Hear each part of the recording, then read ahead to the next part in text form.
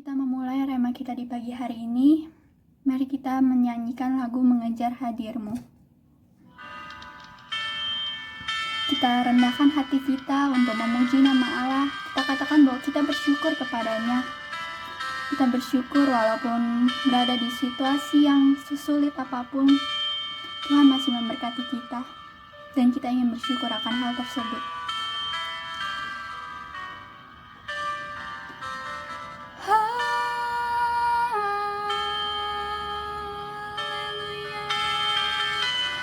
Sembah Engkau Yesusku, ku nyatakan besar hadirat-Mu Bapa, ku rindu padamu, Yesus Juru Selamatku. Sembah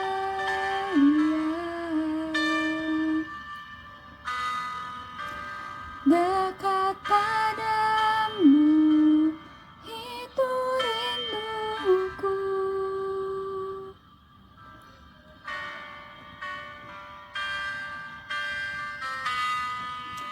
Setiap kataku, Kau pun menunggu.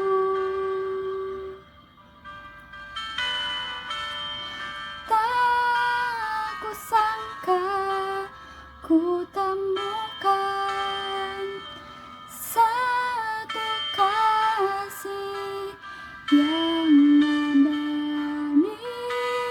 Kini ku datang dan ku bawa hidupku.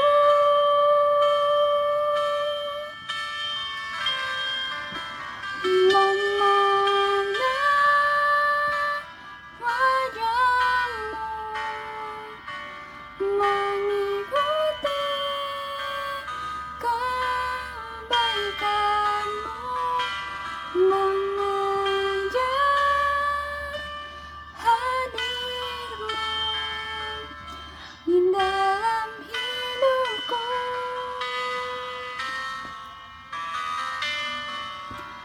Membawa sembahku, menyatakan kebesaran-Mu, mengejar hadir-Mu di dalam hidupku.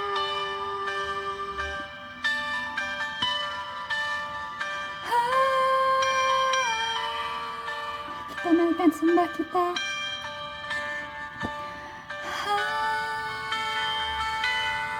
Bapakku, kami bersyukur, naikkan pujianku padamu. Wajah-Mu menyatakan kebesaran-Mu,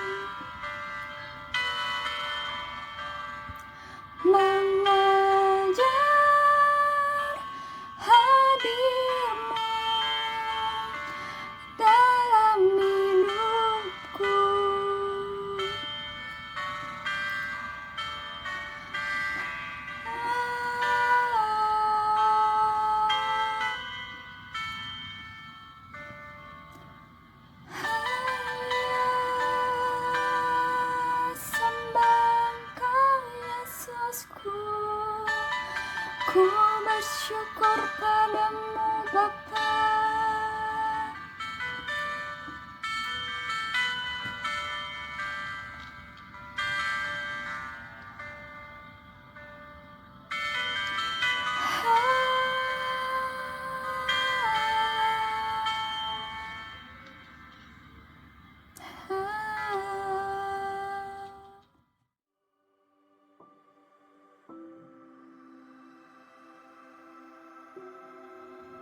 Sebelum kita memulai membaca Alkitab, mari kita bersatu di dalam doa. Tuhan Allah Bapa kami yang bertata dalam kerajaan surga, kami mengucap syukur ya Bapa, karena di pagi hari ini Kau masih memberikan kami berkat. Sebentar lagi kami ingin membaca sebagian dari firman-Mu. Kau yang memberkati kami, Kau yang membukakan hati dan pikiran kami agar kami dapat memahami setiap apapun yang ingin Kau katakan kepada kami. Berbicaralah kepada kami ya Bapa. Kami siap mendengar ya Bapa. Kau yang menanamkan dalam hati kami bahwa firman-Mu yang akan Kau katakan kepada kami ini adalah pedoman bagi hidup kami ya Bapa. Kami mengucap syukur atas setiap kebaikan-Mu. Dalam nama-Mu kami berdoa dan mengucap syukur. Haleluya, amin. Pada pagi hari ini kita akan membaca Markus 11. Judul perikopnya Yesus dielulukan di Yerusalem. Ketika Yesus dan murid-muridnya telah dekat Yerusalem, dekat Betfage dan Betania yang terletak di Bukit Zaitun, Yesus menyuruh 2 orang muridnya dengan pesan, "Pergilah ke kampung yang di depanmu itu. Pada waktu kamu masuk di situ, kamu akan segera menemukan seekor keledai muda tertambat yang belum pernah ditunggangi orang. Lepaskan keledai itu dan bawalah kemari. Dan jika ada orang mengatakan kepadamu, 'Mengapa kamu lakukan itu?' jawablah, 'Tuhan memerlukannya, Ia akan segera mengembalikannya ke sini.' Mereka pun pergi dan menemukan pintu di luar, di pinggir jalan lalu melepaskannya. Dan beberapa orang yang ada di situ berkata kepada mereka, 'Apa maksudnya kamu melepaskan keledai itu?' Lalu mereka menjawab seperti yang sudah dikatakan Yesus. Maka orang-orang itu membiarkan mereka. Lalu mereka membawa keledai itu kepada Yesus dan mengalasinya dengan pakaian mereka. Kemudian Yesus naik ke atasnya. Banyak orang yang menghamparkan pakaiannya di jalan. Ada pula yang menyebarkan ranting-ranting hijau yang mereka ambil dari ladang.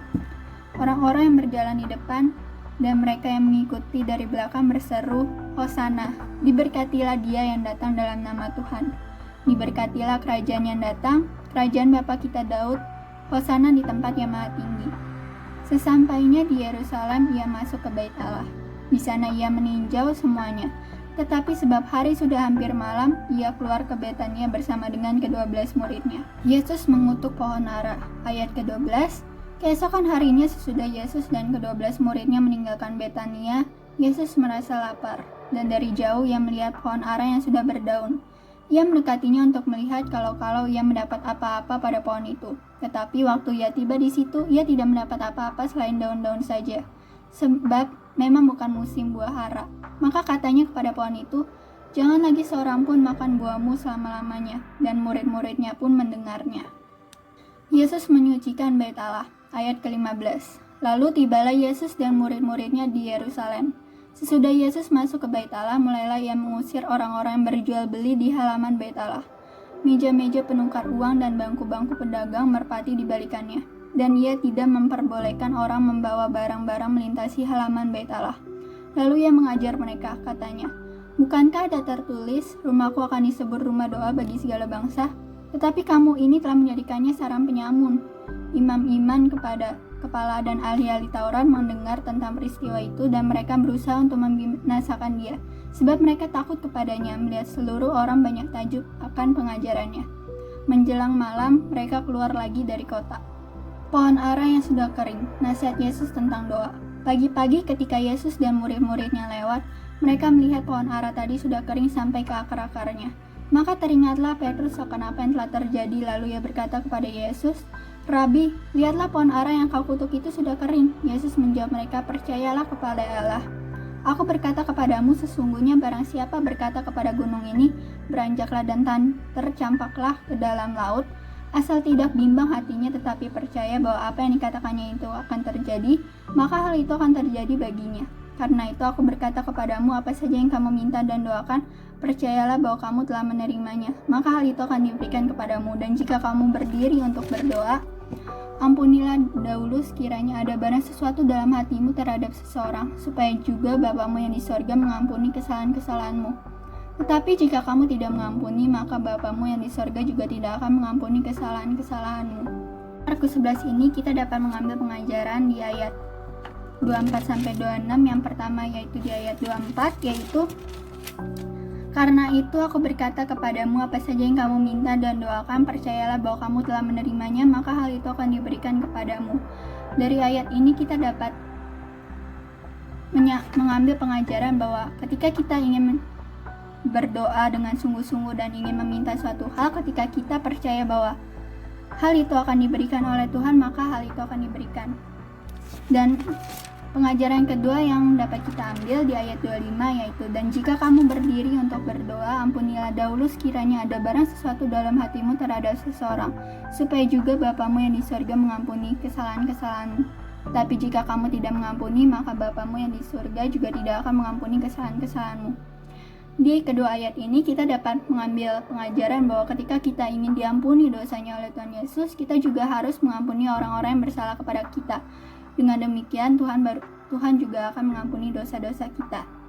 Demikian yang dapat saya sampaikan.